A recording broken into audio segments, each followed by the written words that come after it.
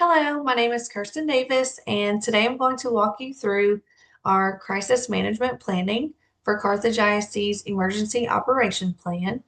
We're going to look at how we respond to different events, how we communicate during those events, who all is involved, and how preparation impacts the outcome of each of those events. So the purpose of our emergency operations plan is to ensure the safety of the students and staff on campus, to provide a structured response protocol, to use the incident command system or the ICS, and to make sure that we are aligned with the state mandates and required drills. So our emergency operations plan exists to create clarity during chaos.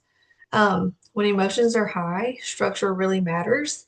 So our emergency operations plan ensures that everybody knows their role, what they should be doing, and that we are responding consistently and legally to any of the events that could occur on campus. The framework for crisis response. For each scenario we're going to discuss today, we're going to focus on 4 different areas. How to resolve the crisis that occurs, how to communicate, how prevention and preparation measures matter, and what key individuals and agencies are involved. Staying with those 4 lenses really helps us stay proactive and helps us be less reactive in the moment when something like this occurs. So the first incident we will talk about is fire and our fire response protocols. So for the resolution, if a fire or a fire emergency alert goes off, obviously we want to activate the alarm, evacuate immediately, account for any of the students that we have in class, and implement the incident command system. For communication, we want to look at the alarm system. We'll have district notifications that go out. Parent communication will go through our emergency notification system that is connected to the entire district and all of the parents that are a part of our district. Fire response is one of our most practiced procedures. The evacuation routes, attendance accountability, and not re-entering the building until it is cleared is crucial during an emergency of this matter. The fire department ultimately is the one who assumes command during this, but again, sometimes we are waiting for the official response from our principal or our district security officers to let us know that it's safe to re-enter the building. For prevention and the key individuals during this matter, for prevention purposes, we have our required fire drills. We practice these often. We have posted evacuation maps in each classroom and each other room in the campus, and we have frequent fire marshal inspections.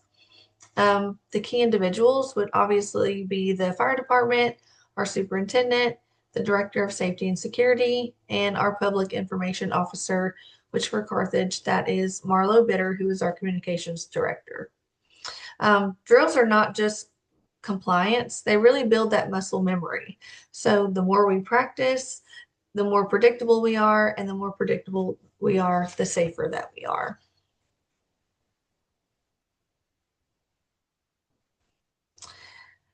The next incident we're going to talk about is an intruder on campus and the response protocols for that. For the resolution, if we do have an intruder on campus, if we go into secure, that means that there's a threat on the outside of the campus, whether that's on the playground or in the parking lot or just outside near the building. If we have a lockdown, that means we have a threat inside the building. And our law enforcement obviously is going to assume command at this time.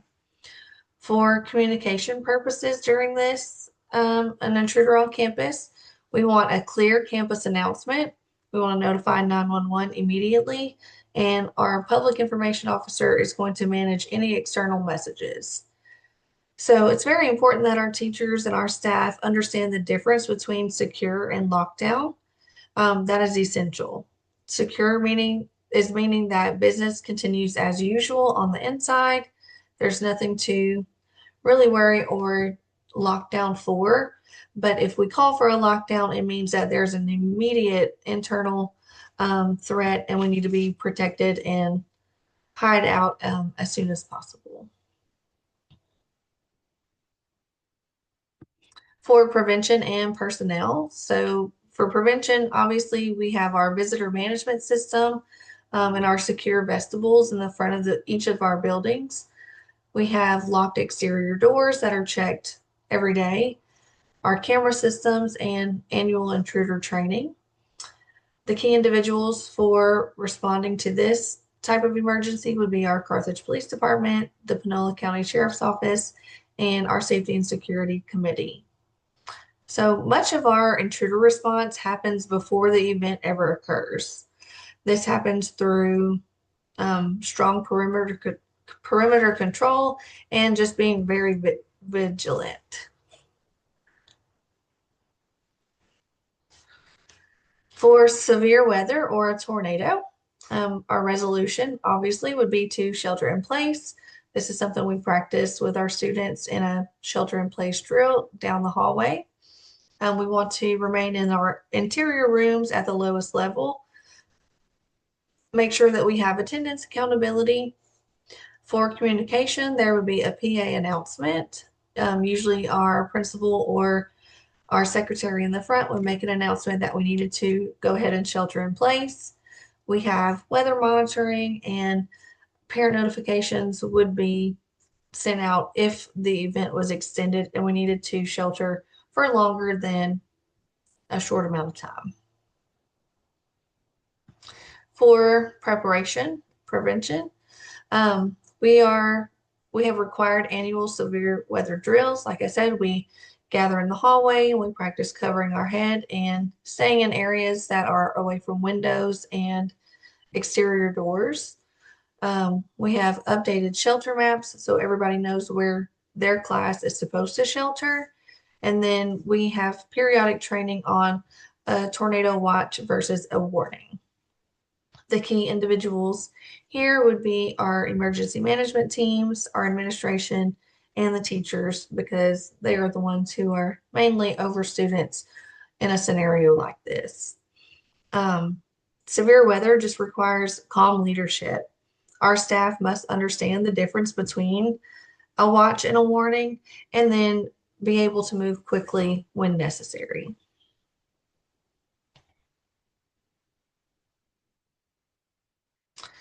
For an active shooter response, the resolution for this would be immediate lockdown. We would have our ICS implemented immediately as well. Law enforcement would lead a tactical response. For communication, we would have clear lockdown directives, direct 911 contact, and our public information officer would control any messaging that was going out to parents or social media. This is the most emotionally difficult scenario to discuss, but being very clear and direct about what needs to take place during something like this matters and will save lives. Trainings like Stop the Bleed for our teachers just prepares us to respond confidently in an emergency like this. For prevention, we have twice yearly lockdown drills, if not more than that. We have our bleeding control kits and law enforcement walkthroughs periodically. The key individuals for this type of situation would obviously be our Carthage Police Department, the Panola County Sheriff's Office, our Texas DPS, the Superintendent, Director of Safety and Security, and our nurses and counselors, obviously, if we are treating anything that has actually happened. Preparation is protection in a situation like this. The more we normalize being trained and practice these procedures, the less panic occurs in a real situation. And so I feel like that's very vital for our little kids as well. I know that it seems so scary, and I've even had parents reach out to say, oh my gosh, I can't believe that My 4-year-old knows what to do in an active shooter situation. And unfortunately, that is just the nature of the world these days. So it's important that our students know about it, talk about it, and are prepared. That way, if a real situation ever occurs, they know exactly what to do and they're less chaotic and more calm and will comply with what we need them to do in that situation. For loss of electricity or any type of utility failure, the resolution would be to ensure safety, make sure all of our emergency lighting is on and use that, and assess any need for dismissal. The communication would be radios and cell phones. We have walkie-talkies in each of our classrooms, so teachers know to go directly to that in the event of an electricity loss. Um, District notification and any parent updates if needed. We recently had an incident like this where a vehicle accident knocked out the power for a good while for 3 of our campuses in the district, and we did have to go to emergency lighting and use of radios to be able to communicate and pull students out because parent updates were sent out and students needed to be dismissed. So that was an interesting situation, but being prepared obviously makes all the difference. For prevention, it's very hard to prevent anything like this. Like I just said, we had a major accident that occurred that caused a power outage, and there's no way to really prepare for things like that. But what you can do is plan for any of those technology hazards. Have your maintenance check the systems regularly so that nothing just fails on our end. Make sure we have updated emergency lighting and a backup communication plan. So the use of those radios for sure. For key individuals who are going to play a part in this is your maintenance department, administration, and your transportation department if you decide as a district to go ahead and dismiss because of what has happened. Utility failures may not seem as dramatic, but they can still create significant disruption. So planning for technology loss and communication backup is the biggest key here, because obviously you have no way to use the PA system, and you've got to have a way to get in touch with each of your teachers to make sure that we are communicating properly. Internal and external communication chain. So our internal chain would obviously be use of the PA announcements, radios and cell phones, and any direct administrator instructions. On the external end, we would have our superintendent, leadership, our public information officer, the emergency notification system for our district, and a unified command when necessary. Communication is often what determines whether a crisis escalates or stabilizes. One clear message can prevent any rumors or panic, and we see this often even in a small town. So it's very, very important for us to be clear and concise and direct as soon as possible so that rumors don't spread and accurate information is being sent out to the public. The impact on school function. So we are building trust when handled well.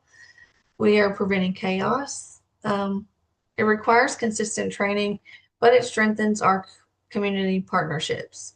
So effective crisis management protects not just our safety, but the school culture. When the staff feels prepared, the morale and the confidence increases, and that's what we want initially to happen on our campus. So reflecting on this, preparedness obviously is going to reduce fear. It makes us feel better and more confident about how to handle each of those types of events. Structure supports our decision making. Relationships with the first responders matter, and prevention is ongoing work. This is why we do our drills so often. This is why we have these conversations so that we know exactly what to do, how to prevent these types of events from occurring, and how to handle them when they do occur. So as leaders, whether that be principals, even as teachers in the classroom. It's our responsibility to remain calm and informed and prepared. Crisis planning is never finished. It is going to evolve every year as our campus evolves.